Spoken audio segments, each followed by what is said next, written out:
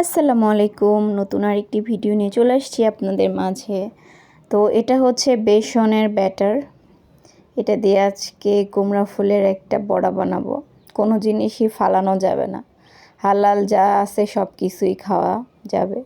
তো এটা হচ্ছে আমাদের ছাদে আম্মু কুমড়া গাছ লাগিয়েছিল, সেটার ফুল এসেছে। তো এটাতে সম্ভবত কুমড়া হবে না।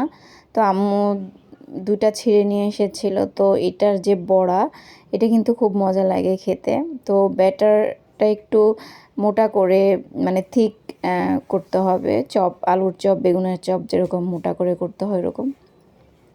কুমড়া ফুলটা ধুয়ে তারপরে পানি শুকিয়ে নিতে হবে। আবার কাপড় দিয়ে বা টিস্যু দিয়ে মুছে নিলেও হবে, তাহলে যে ভিতরে পানি পানি থাকবে না।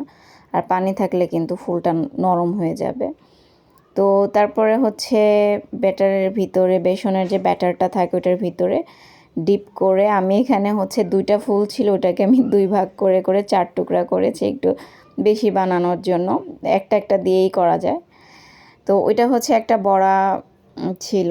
তারপরে এখানে আম্মু চিংড়ি শুটকি বেটে নিচ্ছে। চিংড়ি শুটকির একটা ভর্তা এটা। তো শুটকি মাছ, তারপরে শুকনা মরিচ, পেঁয়াজ, রসুন, মানে যাবতীয় যা লাগে সব দিয়ে ভেজে নিয়েছিল। ভেজে নিয়ে তারপরে এটাকে বাটতেছে ভর্তাটাকে, চিংড়ি মাছের। তো এটাকে একদম মিহি করবে না, একটু থাকবে দানা দানা। তো সাথে এখানে হচ্ছে মসুরের ডাল ছিল, তারপরে পুঁই শাক ভাজি করেছিল। পুঁই শাক আজকে আম্মু শুকনা মরিচ দিয়ে ভাজি করেছে, এমনি তো কাঁচা মরিচ দিয়ে করে। তো শুকনা মরিচ হচ্ছে ভেঙে তারপরে তেলের উপরে দিয়ে একটু ভেজে তারপরে শাকটা দিয়ে দিয়েছে। তারপরে এটা হচ্ছে বেগুন ভাজি, আর এটা হচ্ছে একটু কলমি শাক, অল্প পরিমাণে, বেশি না। আর এটা হচ্ছে সেই কুমড়া ফুলের বড়া। তো এখানে 3টা, আর একটা হচ্ছে আমি নিয়ে নিয়েছি, মানে। আর একটুখানি করলা ভাজি, আর এটা হচ্ছে আমাদের সেই বিখ্যাত চিংড়ি শুটকি।